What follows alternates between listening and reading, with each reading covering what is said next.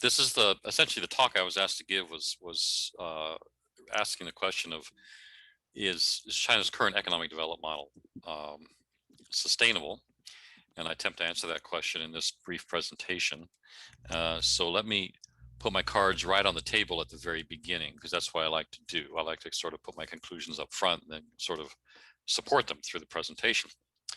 My view is that China's economy should be able to grow at a reasonably high rate.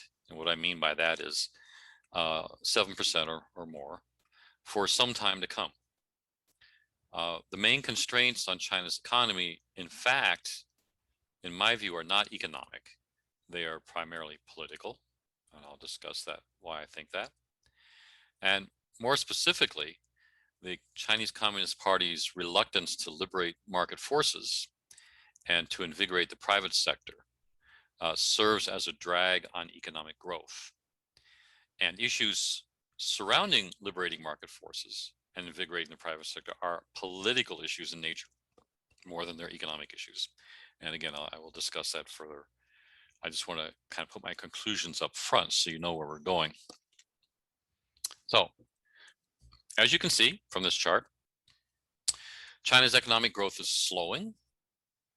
It's very easy to read this chart from annual growth rates in the 8, 9, 10% range throughout the 1990s, in the early 2000s, really beginning about 10 years ago, we see a gradual and consistent decline in China's growth rate. So now the question is was this inevitable? And there are really two schools of thought on this. One school of thought says, well, it was about time. I mean, China cannot say, no country can sustain that rapid growth over that long a period of time. That when China was first starting out, it had a low base. So that rapid growth against a low base is very easy to attain. As China's economic base became larger, therefore achieving high growth rates became more difficult simply because you're starting with a larger base, et cetera, et cetera. And of course, this school of thought includes the Chinese Communist Party, because there is no way they could, accept the premise that somehow they've had mistakes in policy making, or that anything that they've done, could have led to lower growth. That in fact, this is just sort of a natural law that China is adhering to, but the Communist Party has been, perfect in its policy making and its management of the economy. So that's sort of one school of thought. The second school of thought, which I'm a member of, is no, there is no inevitability at this point in time for China's economic growth rate to get below 6, 5, even 4%. And of course, when we're talking about economic data coming out of China, there's a question mark right off the bat about how accurate it is. And to the extent it's inaccurate, the true numbers will be lower than the actual reported numbers. So, if you probably had real numbers for this graph here, starting in 2010 or so, probably it would probably look more like this as opposed to that. In other words, we probably see lower growth rates if we had the truth. So the second school of thought, which I'm part of, is no, that in fact there's no reason for China to have this sort of lower growth rate, and that the reason for the lower growth rates doesn't have to do with some sort of natural economic laws, but has to do with policy making errors that the Communist Party continues to make. So let me give you some sort of prima facie evidence for that, why I think that. And I do that by comparing growth rates in China, Korea, and Singapore. So let me take some time to explain this graph, which is a bit difficult to understand. On the x-axis, we have percent of US per capita GDP for these countries. Okay. Normally on an x-axis, you'd see some sort of time series or something like that. So you have to kind of get your mind around the fact that the x-axis on this graph is not a time series, but it is US per capita GDP, or percent of US per capita GDP.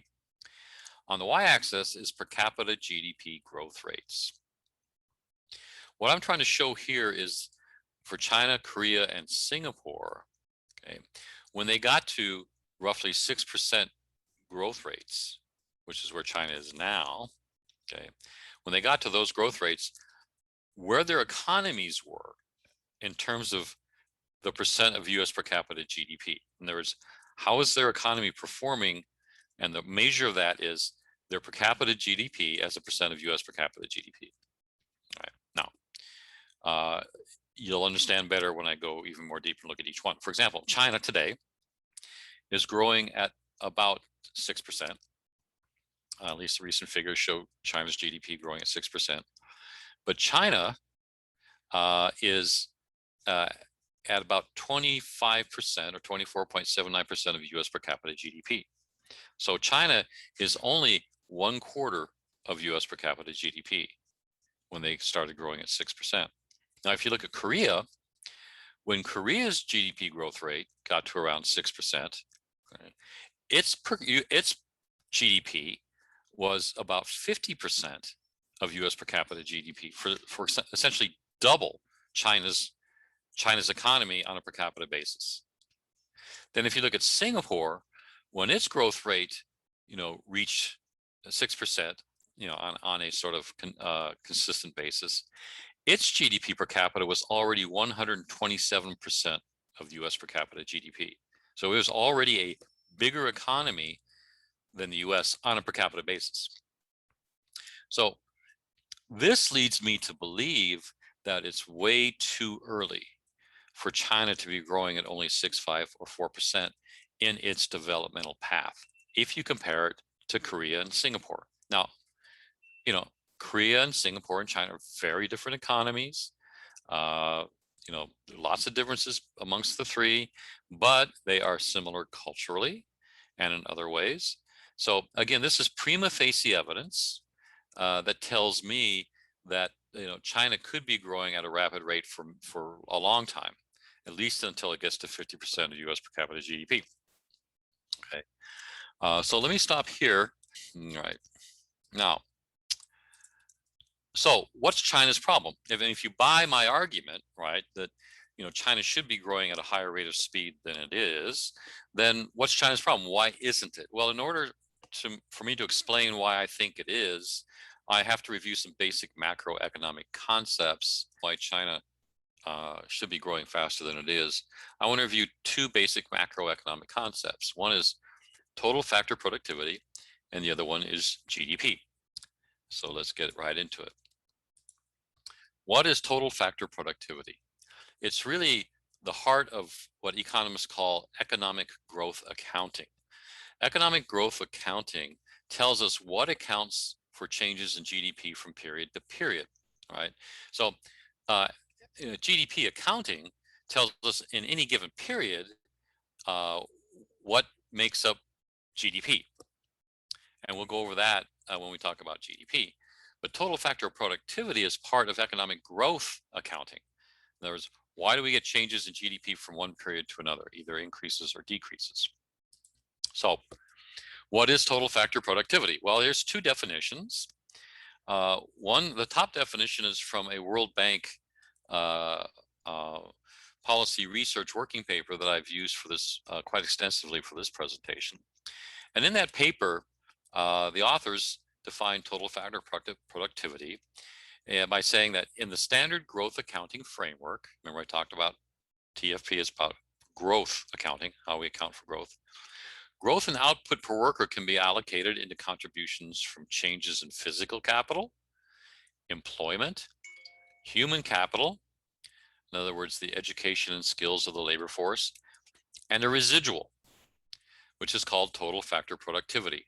Total factor productivity measures gains in economic efficiency, the quantity of output produced with a given quantity of inputs, including those driven by technological progress.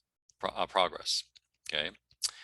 Now, a second definition, or second way of looking at it, comes out of a popular, economics textbook, co-authored by Nobel Prize winner Paul Krugman and Robin Wells, in which they define productivity as the amount of output that can be produced with a given amount of factor inputs. So when total factor productivity increases, the economy can produce more output with the same quantity of physical capital, human capital, and labor, okay? Or it can reduce the quantity of those inputs and maintain the same output, either way. Most estimates find that increases in total factor productivity are central to a country's economic growth. Right? So, in other words, in the red font at the end of the slide, I state that total factor productivity very simply asks the age-old question: is the economy working hard or is it working smart? Okay. So far, every developed economy that got that way did so by working smart. So just to be more clear on this, what I have here is just a very brief, very simple diagram that essentially shows you how GDP gets made, right? This is the sausage factory. How does GDP get produced? Well, on the left-hand side, you have inputs and endowments. You have land, which includes natural resources, labor, and capital. And this land, labor, and capital, right, gets combined in this black box, right, which includes innovation, governance, management. Innovation both at the macro level and at the micro firm level. Governance at the macro level and at the micro firm level. Human capital development, all sorts of things that go into this black box, right? And so out of this black box comes GDP. Now, when you get increased GDP growth by simply holding what's in the black box unchanged, and you simply add increased land, labor, and or capital, okay, that's called extensive growth. That's when your economy is working hard, not smart. When you get more GDP by improving what's going on in the black box, by being more innovative, by improving your governance and management, and by educating your workforce, right, you also get more GDP with a given amount of land, labor, and capital. When you get more GDP by this method, by improving what goes on that black box, you get what economists call as intensive growth. This is when your total factor productivity is improving or increasing. Okay, this is when your economy is working smart as opposed to working hard. Now, in the old economy, what I call the old economy, which is basically economics from the beginning of time until maybe 100 years ago, right? Land, labor, and capital were critical to achieving GDP improvements. And that was the main way that the GDP did increase for most economies. But something happened 100, 150 years ago, and that's we started getting rapid increases in innovativeness, in improved governance, in education, and all sorts of things. And we have the new economy, what I call the new economy, wherein all these things in the black box are now just as important, if not more important, than the traditional inputs and endowments of land, labor, and capital. And if you don't believe me, all you have to do is compare Russia and Singapore. In old economy terms, where land, labor, and capital were critical, Russia reigns supreme, especially with regard to Singapore. But in the new economy, Singapore on a per capita basis outperforms Russia by many, many factors.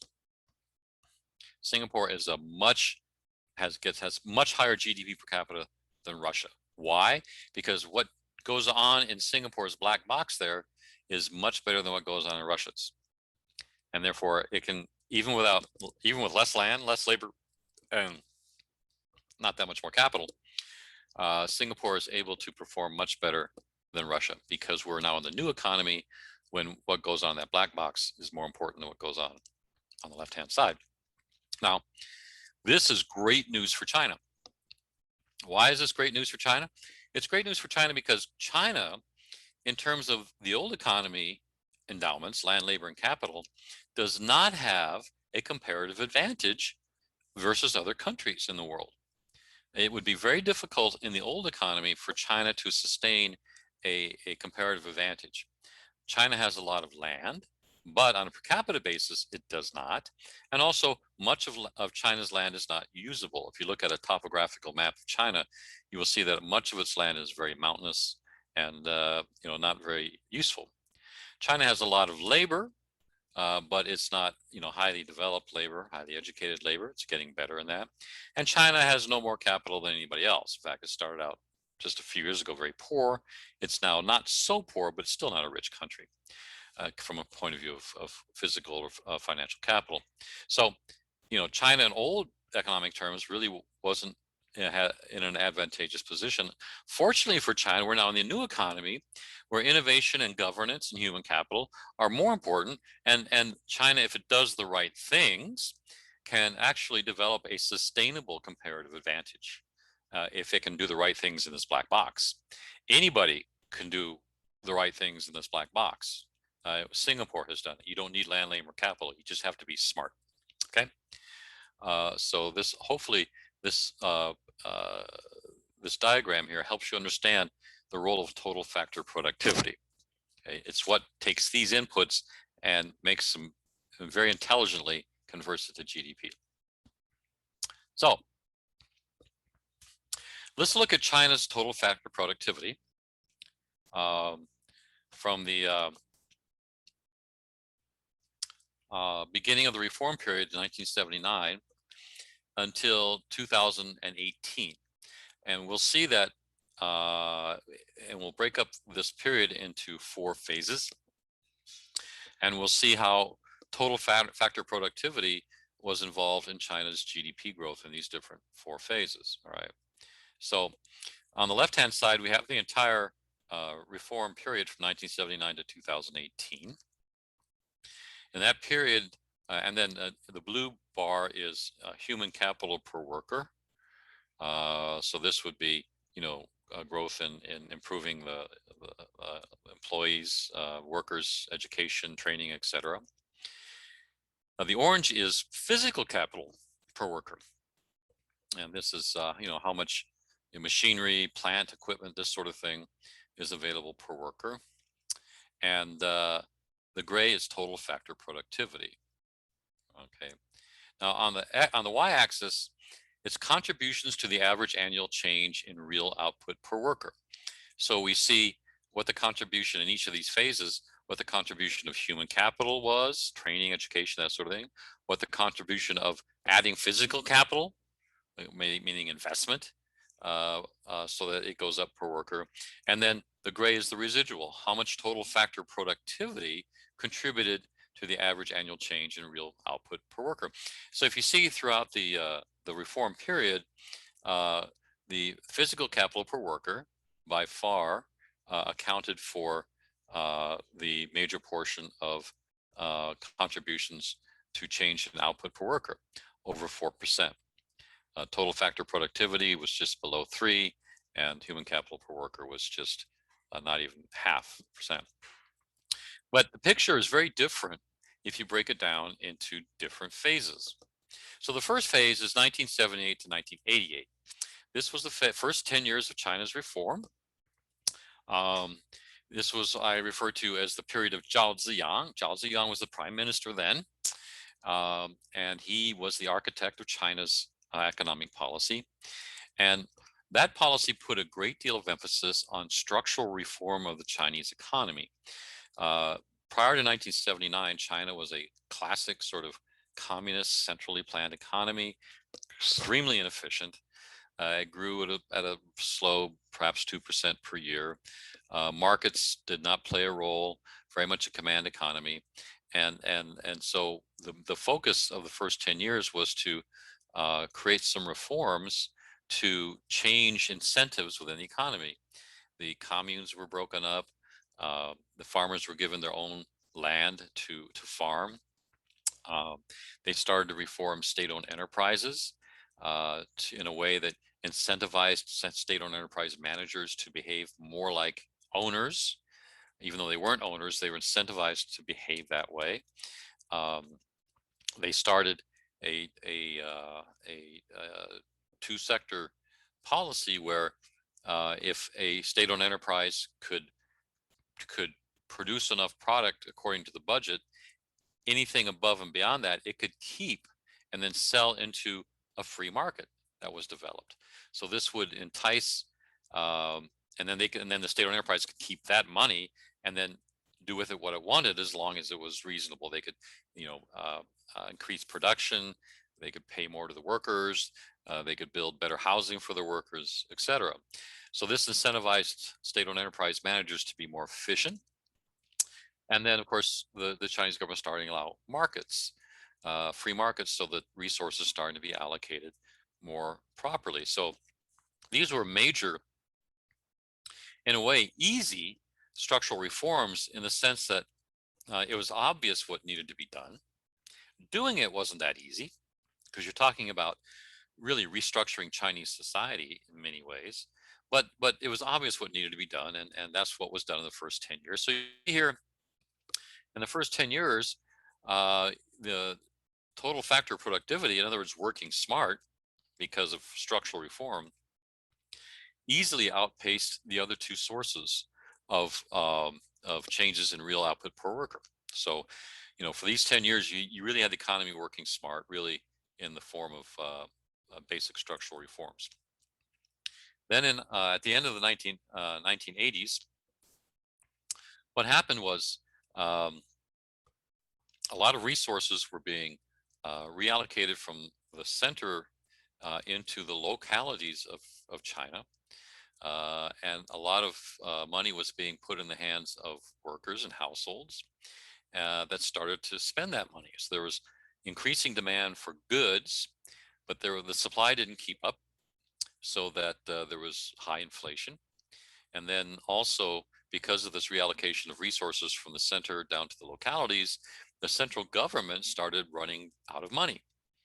And so this created kind of an economic crisis, added to the political crisis of the end of the 80s.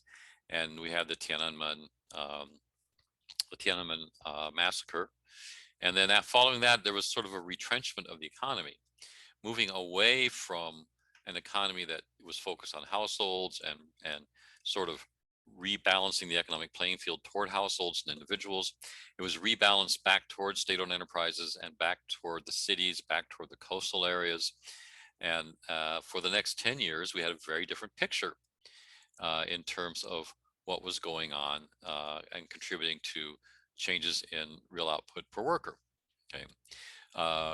Physical capital per worker, in other words, investment, started to play a larger role.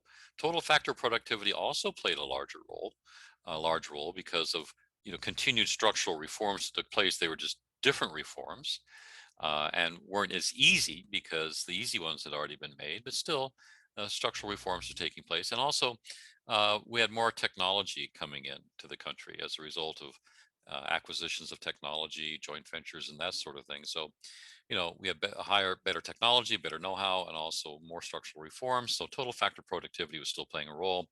But by this time, as I just said, physical capital per worker, in other words, investment in machinery, equipment, factory space, that sort of thing, came to the fore to lead that. So that takes us up till 1998. And then that which is the Asian financial crisis. And then from 1999 to 2008, we have the period of what I call the WTO. This is China entered the WTO, the World Trade Organization, in 2001. And as a result, trade barriers to China's goods went down all over the world, so that Chinese goods could be imported in various countries, basically without tariffs. And as a result, there was major investment in manufacturing took place in China over this period from 1999 to 2008. And we see China's exports go up rapidly. China's current account surplus increases rapidly. And this is a lot of this done is really done by Taiwanese and Hong Kong entrepreneurs streaming into China to build factories to take advantage of China's WTO entrance, as well as entrepreneurs from other countries. So what happens during this period is that we see physical capital per worker really comes to the fore as the major driver of improvements or contributions to output per worker. So we can see here, this is what we're talking about, capital. Okay, this is an input into the black box. So if you're increasing capital, right, you'll get more GDP simply by virtue of increasing capital. Now it'll happen over time with lower returns. You can't just keep increasing capital and assuming you're going to get the same increase in GDP. You're going to get higher increases and then gradually lower increases. But as we're seeing, this is sort of what's happening, especially in this period, where you have major investments in all parts of China, both in infrastructure and factory capacity, and total factor productivity, because reforms continue.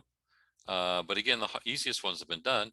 It's still a player, it's still part of it, but it's down to less than 3%. And so that's sort of the story. Then what happens is we hit the next financial crisis. And two things about the period from 2009 to really the present. Two factors. One is the financial crisis of 2008, 2009, and then the rise of Xi Jinping. Now, the financial crisis was an issue for the entire world, and China wanted to make sure that its GDP growth rate did not suffer. So it went into a major spending spree to make sure that China's GDP continued to grow.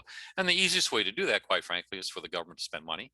And when the government spends money, it tends to spend money on infrastructure projects and capital-intensive projects, building factories, building roads and bridges, and that sort of thing. And so that's why the physical capital worker really stayed very high during this period. Now, the second thing that happened is Xi Jinping, when he came to power, promised to expand economic structural reform, to give more play for markets in the economy, and also to invigorate the private sector, to make sure that the private sector had, an ability to grow, because employment and innovation really comes out of the private sector, and the Communist Party knows that. So when Xi Jinping first came to power, he made a promise that he would do those things. In fact, he did not. If anything, he's gone backwards.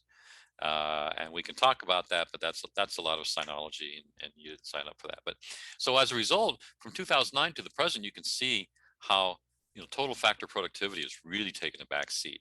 In other words, the role of improved management and governance, the role of economic reform, the role of technology has become much smaller. What's going on in the black box has really become a much smaller part of China's economic growth model, and really the largest part has been taken over by investment and capital formation. Again, the problem with that is you can only invest so much capital before your returns start going down. In fact, returns have started going down, which is one of the reasons China's GDP has been going down, because you can't just keep investing and get the same returns. Okay, China's GDP has been going down because that has been the major input into it, and total factor productivity, okay, has taken a back seat. So you can see how these 4 periods of time have been very different with regard to the various contributions of these factors to output per worker. Okay. So I'll stop here and just ask you all, again, that's kind of a complicated and a long economics. You'll recall the GDP formula in the consumption cycle. Anyway, there's a production cycle GDP number and a consumption cycle GDP number, and they both have to equal the same number. It's just different ways of counting it. But the most common way of talking about gross domestic product is the formula that gross domestic product equals private consumption or household consumption, including business consumption of final products, plus investment. Okay, that's what I've been talking about just now in the previous graph. Capital is just investment, another word for investment, plus government consumption of final products, plus net exports. Because if you export more than you import, you're exporting part of your GDP, and you have to count that. So you subtract imports from exports and assume it's a positive number. You add it to your GDP. Assuming it's a negative number, you subtract it from your GDP. If you want to learn more about GDP, I highly recommend a book entitled GDP, A Brief but Affectionate History by an economist and banker named Diane Coyle. Wonderful book. It's brief, very well written, and it talks about where the concept of GDP came from. And surprisingly, it's not a very old concept. It really started in World War II when the British were trying to figure out how they could defeat the Nazis. And Churchill and others wanted to know, well, what resources do we have access to? What resources do we have at hand? How big is our economy? And nobody really at that point had any numbers, to tell him. And so this is when economists started thinking about, well, how do you measure an economy? And they came up with this GDP concept, which has gone through some iterations and changes, but stayed pretty much the same. This book recounts that history and also talks about some of the defects of GDP as a concept. It's still the best single macroeconomic indicator that we have, but it's not without its detractors for good reason. So let's look at the composition of, let's look at the composition of China's GDP from the beginning of reform till now, and then compare it to other countries, which is just another way of showing what I just introduced with regard to the role of investment and capital formation in China's economy and how unusually large it has been, especially whether you compare it over time within China or with other countries. So this chart shows you the composition of China's GDP from 1979 to 2019. And I've broken it up in those four components: private consumption, investment, government consumption, and net exports. This part at the bottom is household or private consumption. The purple here is capital formation or investment. The red is government consumption as opposed to household personal consumption. And the green is net exports. The total exports minus total imports, which gives you net exports. And you can see something very interesting has happened in China from the beginning of reform in 1979 all the way up to 2019. And you see the composition of China's GDP has radically changed over this period. In the first decade or two, a decade and a half, China's GDP was driven 50% by personal consumption. Then you had investment, government consumption, and some net exports. But China pretty much during this period was pretty much balanced in terms of exports and imports. Okay. Then something happened, all right? When I talked about after Tiananmen, 1989, remember this last slide? I said Tiananmen, after 1989, what happened? Well, physical capital started to lead the way in terms of China's growth. And this graph will show you the same story. Around here, this is 1989, you can see that personal consumption as a percentage of GDP dips. And what takes its place is investment and capital formation, right? But then when we get to the early 2000s, that trend really takes off. And again, you can see it here as capital really comes up as the major contributor to GDP growth. And that's just simply reflected in this chart right here. And then it's sort of, trails off a little bit and starts to plateau, comes up a little bit and then starts to plateau in the last few years, which again, you can see here. All right. Now the interesting thing is to say, okay, well, that's very interesting, but let's put this in context. Let's compare China to other countries to see if perhaps China is simply doing what other countries have done, right? In which case it wouldn't be such an outlier, or is China truly an outlier? And I think we'll prove that China is truly an outlier in this regard. So we'll compare China to the United States, okay? And you can see two very different profiles with regard to GDP growth. You can see that in the US, we love our consumption. In 1979, US GDP was driven 60% by consumption, and that increased up until 2019. Capital formation stayed roughly the same, maybe decreased a little bit. Government expenditure, you notice US does not have net exports because US is a net importer. So net exports do not contribute to GDP. So you can see a very different picture, but it's also easy to say, which is true, that, well, China and the US are very different economies, very different phases of their growth. It's really not fair to compare China to the US. So let's compare China to Korea, which is another country that also depends heavily on net exports for its GDP growth. And you can see that even so, Korea, over 50% of its economy is driven by personal or household consumption, even though it's also heavily dependent on net exports as as compared to China. Okay. Well, again, you could say it's not fair to compare China to Korea. Korea is a small country with limited resources, et cetera, et cetera. So let's compare China to a country it is often compared with, and that's India. Now, this comparison is very interesting for two reasons. One is, you see, first of all, India has experienced in many ways the same thing that China did. You can see how investment and capital formation recently have displaced private consumption as a driver of GDP, much as it has in China. Now, economists can justify this very easily by saying that India is very underinvested. Anybody who's been to India will immediately notice that India is very underinvested in roads, in airports, any kind of infrastructure, production capacity. It needs a lot of capital investment. So this is wholly appropriate for India to be doing this, and should be doing it for some time to come. China did the same thing, but China should have done it back here earlier when it was truly underinvested, as opposed to necessarily later. So same thing, but different points of their development process.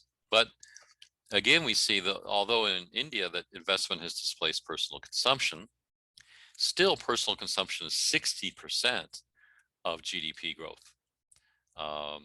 And compared to China, which is under 40% and dipped really down to 35% not long ago. So again, a very different profile from a country that has many similarities.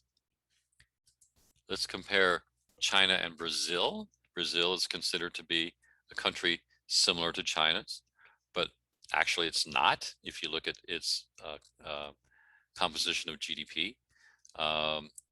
Over 60% is driven by personal consumption. And let's look at Russia. Russia is also a very interesting case. First of all, we note that Russia is also 50% driven by personal consumption, but it has huge net exports. Now, these net exports are not finished products or manufactured goods so much as they are natural resources and raw materials, such as natural gas, oil, timber, mineral resources, etc. But even so, Russia's GDP is still driven over 50% by personal consumption. So the point of showing you all this is to simply reinforce in another way this chart, which shows how capital formation or investment, right, has been so dominant in China's GDP economic growth model, right, especially capital, which is extensive growth, not intensive growth, which means that China's economy is working hard, not working smart.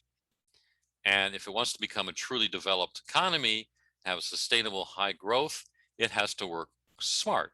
So this gets back to my point, is that there's no reason why China can't grow at a higher rate if it works smart as opposed to working hard.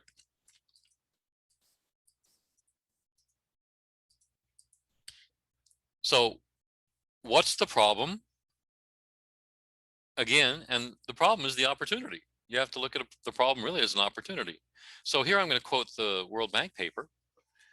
Even after 4 decades of 10% growth per year, per capita income in China is less than a quarter of the high income country average at market exchange rates, and less than a third in purchasing power parity terms. Despite advances in some sectors, China generally remains distant from the global technological frontier.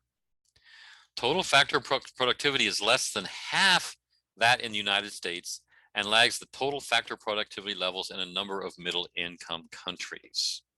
Okay, that's the problem. The Chinese economy is working hard, not working smart. What's to be done? Again, I quote the World Bank paper.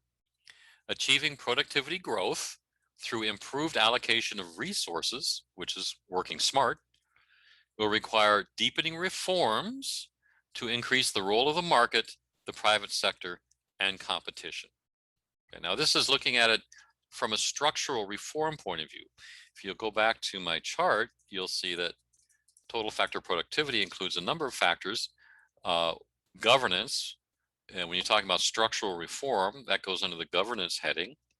But innovation, becoming smarter, better technology, that sort of thing. Well, here we're not talking about this piece so much because the Chinese government is all about this. They really understand the importance of this, and they're developing it and stealing it and doing whatever they can. It's this governance piece that's the challenge for them. And that's really, reform in many ways. So specifically though, what do we mean? I mean, that's easy to say kind of as a general statement, right? As a general statement, we have to deepen reforms to increase the role of the market, the private sector, and competition. What does that really mean in more specific policy terms? Well, government spending has to be reallocated. There has to be less spending on fixed capital, like infrastructure, roads, bridges, building more factories, that sort of thing, real estate. And there has to be more government spending on services, on education, on health, on social security. The problem is these investments have very low short-term returns. They have very high long-term returns in terms of you're taking better care of your people. They're getting better educated, they're living longer. So the returns in the long term are high, but the short-term returns are lower compared to if you're spending your money on these fixed capital investments. The second thing that has to happen is household incomes need to be increased. More money has to go into the hands of individual households so that they'll spend more and increase the consumption as a part of the economy. That's on the consumption side. The private sector has to be invigorated. The private sector has to be given more freedom to function because the private sector, as everybody knows, including the Chinese Communist Party, is the major source of employment and innovation. Well, specifically what needs to happen? Well, first of all, the private sector has to have access to financing, both debt and equity. In other words, on the debt side, the private sector needs to be able to get support from Chinese banks, which don't like to support private companies. They'd much rather support state-owned companies because they know they're going to get paid back by the state. Lending to private sector companies is much more complex, much more difficult, requires much more expertise. And so the Chinese government has to, put pressure on the banks and provide programs so that private companies can get access to more debt. And then on the equity side, private companies have to have more access to the stock markets, have to be able to list their shares on Chinese stock markets, which has been very difficult for private companies to do. And so China has to change the way they approve listings on the stock market so that more private companies can access equity capital, pools of equity capital inside the country. Another way to invigorate the private sector is to make state-owned enterprises behave in the value chains of private companies. A lot of people have talked about state-owned enterprise reform. In fact, some people have talked about privatizing state-owned enterprises. That's not going to happen. The Communist Party is not going to give up their control of state-owned enterprises. To me, what's more important is making the state-owned enterprises behave in the value chains of other companies. Every company, every business has a value chain that starts with the companies above it that supply it with things, like gas, electricity, raw materials, etc. And then companies below it, which take the company's products and distribute it to final end users. So that's the value chain. And every company has a value chain. You can map out its value chain. And in all the value chains, there are state-owned enterprises somewhere, whether it's the electricity provider or providers of internet services or petroleum products, what have you. And because these SOEs tend to be monopolies, they tend to have monopoly pricing power, which means in that value chain, profits tend to pool at the various SOEs. If you look at a value chain, any value chain, you know, every link in that chain has to be profitable or it won't exist. But they're not all equally profitable. And in fact, in Chinese value chains, you discover that a lot of the profits really go to where the state-owned enterprises are in that chain because of their monopoly pricing powers. This needs to change. And the Communist Party needs to manage these SOEs so that they don't have such predatory pricing capabilities. And one way to do that is to treat them as utilities. Because they are essentially monopolies, like a utility, like an electric power company or something like that, you have to control them so that their profits are normal profits and not excessive, which allows the other members of the value chain, especially the private companies, to make a little more money. So that's very important. You also, the Chinese Communist Party needs to discipline credit markets. What that means is SOEs, state-owned enterprises, have to have hard budget constraints, meaning that they have to work within the limits of the budgets they're given. And if they lose money, they can't just be able to go back to the state and get more money, right? There have to be consequences. And this also applies to subnational governments, local governments that raise a lot of money through various channels, and in an effort to prop up their GDP growth, short-term growth numbers, invest that money into projects that have very low returns and aren't able to pay back the borrowings. And the governments previously have been able to go back to the central government and get repaid. That has to stop. These entities, whether they're state-owned enterprises or subnational governments, have to be disciplined and learn how to operate efficiently. Also, the central government at some point has to step up. The balance sheet of the central government is quite clean. It has a lot of space in it. There's a lot of potential for the central government to step in and fix problems, but they have to do it. They can't simply maintain that fiscal space without using it. It's there for a reason.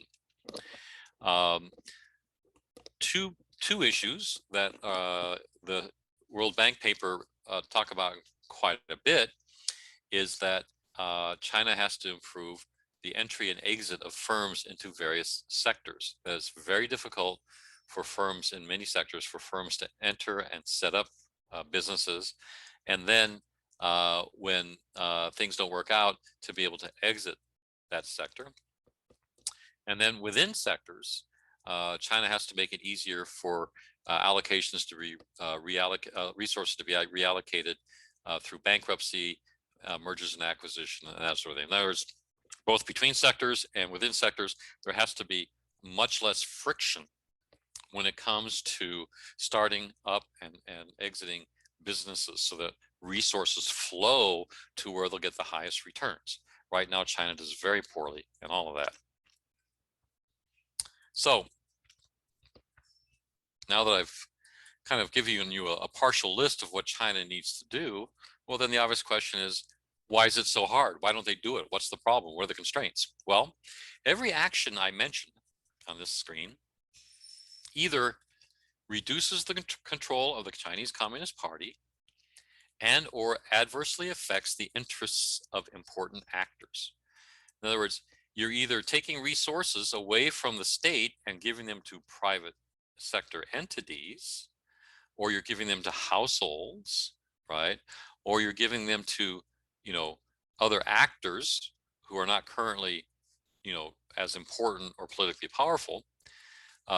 Every action item means somebody's power is going to go up and somebody's power is going to go down. Okay, that is why these decisions are political and not economic decisions. and why they're so highly debated. So in conclusion, short of a Nobel Prize, every economist wants a curve named after them. This is an example of a famous curve called the Laffer curve.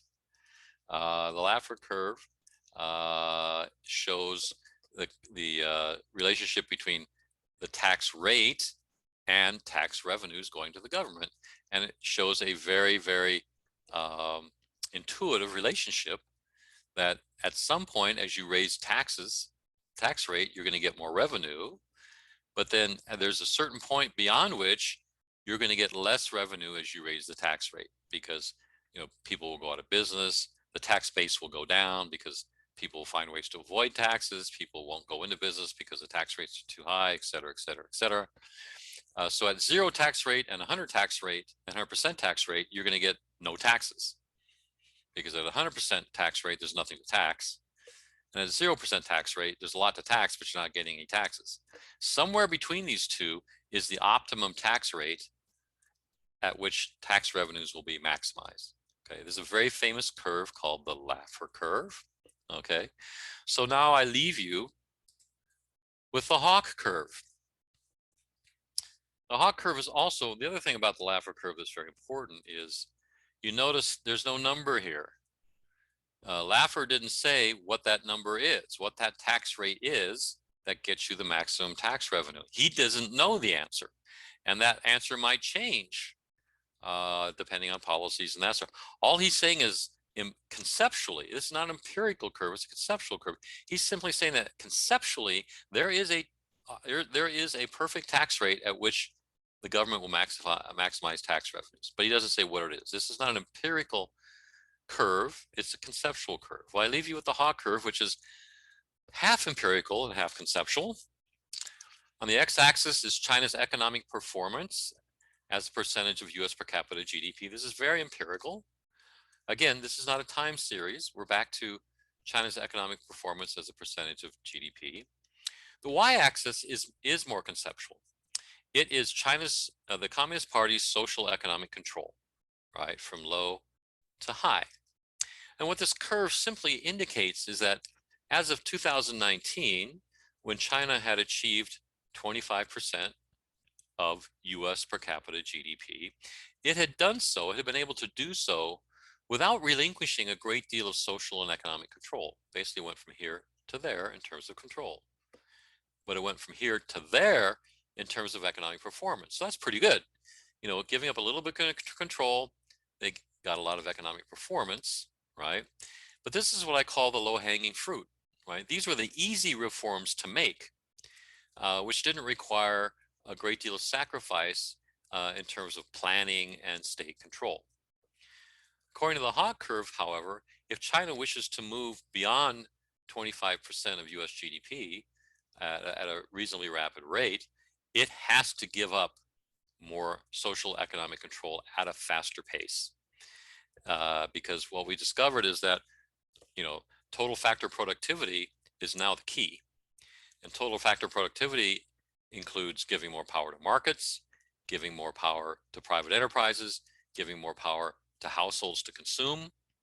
And that will help them continue to catch up to the US, but it requires the Communist Party to give up more social and economic control through good governance, innovation, markets in the private sector. So this is sort of the dilemma the Communist Party faces, and the Hawke curve, I think, demonstrates that dilemma pretty well. So that is it.